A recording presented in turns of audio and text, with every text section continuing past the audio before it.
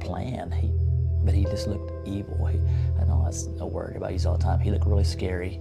To me, his eyes were like a brownish red. Into his home, where he would have snakes that would be, a dead snake would be draped over his door handle, and there would be communion cups filled with blood on his front porch.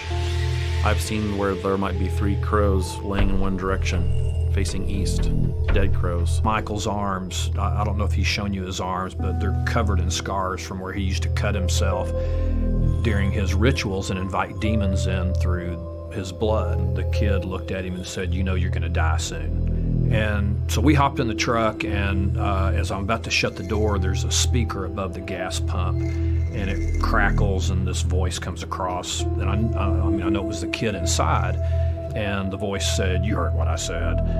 And so, it kind of sent chills up my spine. I see a different side of Mike that's here to kill, steal, and destroy. Yeah, it was like a vice grip. It really was. It sort of clamped around my forehead and began to squeeze in a little bit. There's things crawling on my walls, there's sounds, there's voices. And in the midst of that conversation, all of a sudden this loud torch sound appears. We were in the kitchen for some reason, and we looked into the study and we saw a plastic knife fly through the air, and there was nobody in there. Mike looked at me. The pupil of his eyes were no longer round. They just started stretching out till they got, if you've ever seen a snake's eyes or alligator, I think they've got an elongated pupil also. But it was just, they just went out like that. And he would have facial expressions. His face would contort. I was taking him out to his vehicle. His arm was resting on his truck. And then all of a sudden his arm began to have waves of ripples moving up and down the arm. Physical manifestation with his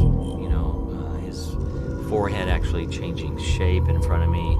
She could see his eyes just turn completely red. He had an aunt that was a little bit into witchcraft, and she would cut on his stomach. His face started going through these contortions. He grabbed his eyeglasses, which were prescription eyeglasses, and just crushed them in his hand. "Well, why can't you hear me?" He said, "I have all these voices, and they've been with me for a long time." The Michael that walked into my office was a scary dude. It's like a vacuum sucking the life out of the room.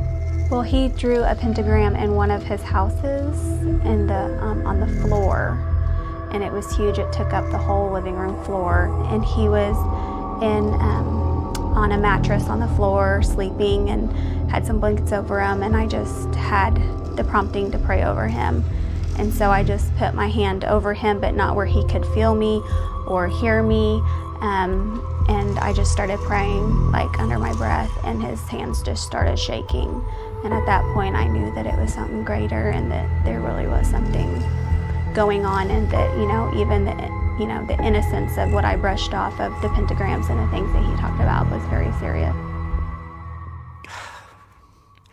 I just realized how I had forgotten about that. I always saw that in Mike. He always wanted to be good.